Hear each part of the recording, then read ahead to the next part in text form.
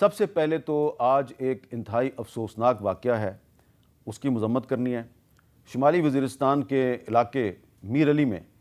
آج 6 حجام جو ہیں ان کو قتل کر دیا گیا، اور 6 کے 6 جو حجام ہیں ہیئر ڈریسرز، ان کا تعلق پنجاب سے تھا۔ اور شمالی وزیرستان سے سابق رکن قومی اسمبلی محسن داوڑ صاحب نے اس واقعے کی بڑی شدید مذمت کی ہے۔ انہوں نے کہا ہے 6 working class hairdressers from Punjab were gun down in cold blood in Mir Ali north Waziristan which is highly condemnable and very saddening. Our condolences to the families of the victims. The state has abdicated its responsibility of protecting citizens in our region. تو یہ واقعہ خواہ میر علی میں ہو یا پاکستان کے کسی بھی اور علاقے میں ہو، اس کی مذمت کی جانی چاہیے، کیونکہ یہ دہشت گردی ہے۔ اور دوسرا جو اہم معاملہ ہے وہ یہ ہے کہ آج سپریم کورٹ میں ایک 7 ممبر بینچ نے جو تاحیات نااہلی کا معاملہ ہے اس پر ہیئرنگ کی ہے، اور اس ہیئرنگ میں ایک بہت ہی جو اہم سوال تھا اس میں بحث ہوئی کہ کیا آئینی ترمیم کے بغیر تاحیات نااہلی کو ختم کیا جا سکتا ہے۔ اور ایک اور سوال تھا جو کہ میں ابھی اپنے پروگرام میں بھی اس پہ بحث کروں گا کہ کیا اگر تاحیات نااہلی ختم ہو جاتی ہے تو کیا اس کا فائدہ نواز شریف صاحب کو اور جہانگیر ترین کو ہوگا یا کسی اور کو بھی ہوگا جو کہ آج کل اڈیالہ جیل میں ہے۔ تو اس سے پہلے کہ میں مہمانوں کا تعارف کرواؤں، سب سے پہلے میں تھوڑا سا آپ کو بتانا چاہتا ہوں کہ آج اس معاملے میں سپریم کورٹ میں کیا سوال جواب ہوئے ججز کے اور اٹارنی جنرل کے درمیان۔ تو چیف جسٹس صاحب نے اٹارنی جنرل سے پوچھا کہ الیکشن ایکٹ چلنا چاہیے یا سپریم کورٹ کے فیصلے۔ اٹارنی جنرل نے جواب دیا الیکشن ایکٹ کی تائید کروں گا کیونکہ یہ وفاق کا بنایا ہوا قانون ہے۔ اس پہ چیف جسٹس نے کہا ہم تو گناہ گار ہیں، اللہ سے معافی مانگتے ہیں، آرٹیکل 62 میں نااہلی کی مدت درج نہیں بلکہ یہ عدالت نے دی ہے۔ کیا کوئی شخص حلفیہ طور پہ کہہ سکتا ہے کہ وہ اچھے کردار کا مالک ہے؟ جس عامر نے 1985 میں آئین کو روندا اسی نے آرٹیکل 62 اور 63 کو آئین میں شامل کیا۔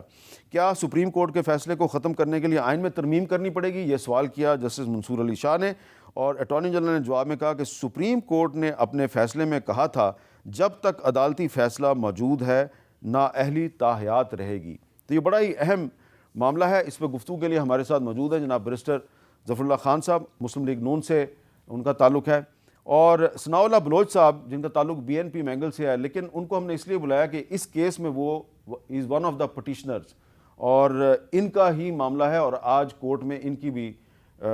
چیف جسٹس صاحب کے ساتھ بات چیت ہوئی۔ اور ہمارے ساتھ موجود ہیں پاکستان تحریک انصاف کے رہنما اور معروف قانون دان جناب سلمان اکرم راجہ صاحب۔ سب سے پہلے مجھے یہ بتائیں آپ ثناء اللہ بلوچ صاحب، کیونکہ آپ پٹیشنر ہیں، کہ آپ کا جو کیس ہے اس میں ایک فیصلہ سپریم کورٹ پہلے دے چکی ہے، وہ جو ثاقب نثار صاحب کا 5 ممبر بینچ تھا،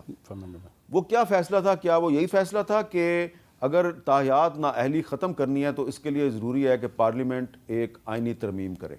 بالکل، جو 5 رکنی جو اس وقت بینچ تھی سپریم کورٹ کی، اس میں یہ بہت تفصیل کے ساتھ اس پہلو پر بالخصوص 62(1)(f) پر اور اوورآل 62 اور 63 جو کانسٹیٹیوشن کے اندر اہلیت اور نااہلیت سے متعلق ہیں ان پہ تفصیلی بات ہوئی۔ یہ کوئی آئین کے اندر حامد میر صاحب صفحات پر مشتمل ہے،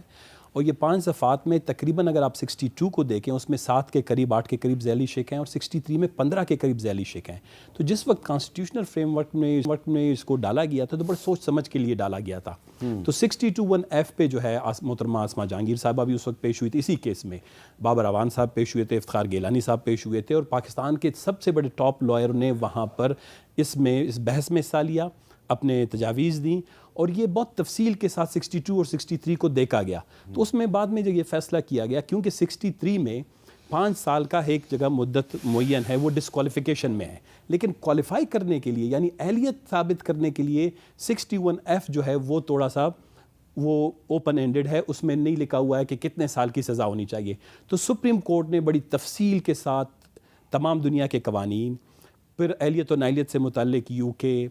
بڑے جو جمہوری ممالک ہیں ان کے تمام قوانین کو بھی دیکھے، اس کی روشنی میں یہ فیصلہ کیا گیا، کیونکہ یہ معاملہ کانسٹیٹیوشنل فریم ورک جو تھا 18 امینڈمنٹ میں بھی اس کو انڈورس کیا گیا ہے، تو جب کانسٹیٹیوشن بنانے والوں نے اس کو اس طرح رکھا ہے تو ان کے مائنڈ میں کوئی چیز ہوگی ضرور۔ لیکن سیاستدانوں کے پاس 18 امینڈمنٹ کے زمانے میں ایک موقع تھا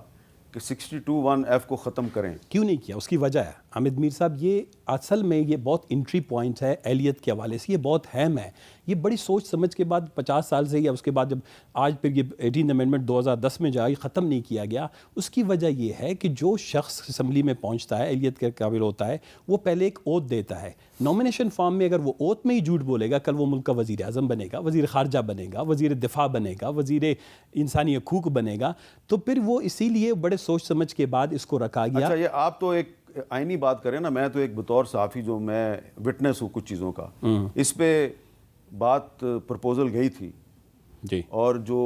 اسحاق ڈار صاحب اور رضا ربانی صاحب ہیں وہ 62(1)F ختم کرنا چاہتے تھے، اور ان کی ایگزیکٹلی یہی آرگومنٹ تھی جو آج قاضی فاضل صاحب نے بھی کہی کہ یہ جنرل ضیاء الحق نے ڈالی ہے 62(1)F. لیکن اس وقت جو اعجاز الحق صاحب تھے وہ اتحادی تھے رولنگ کولیشن کے،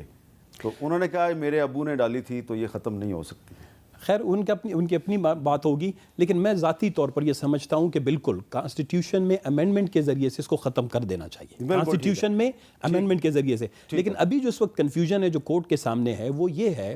کہ یہ اسمبلی جاتے وقت جو 45% ممبران اس کے مستفی تھے، جون میں 7 منٹ میں 20 سال سے زیر بحث آنے والے موضوع کو آپ کیسے ایک الیکشن ایکٹ کے تحت یا سبسڈری لیجسلیشن جس کو ہم کہتے ہیں ذیلی قانون کے تحت کیسے ختم کریں گے؟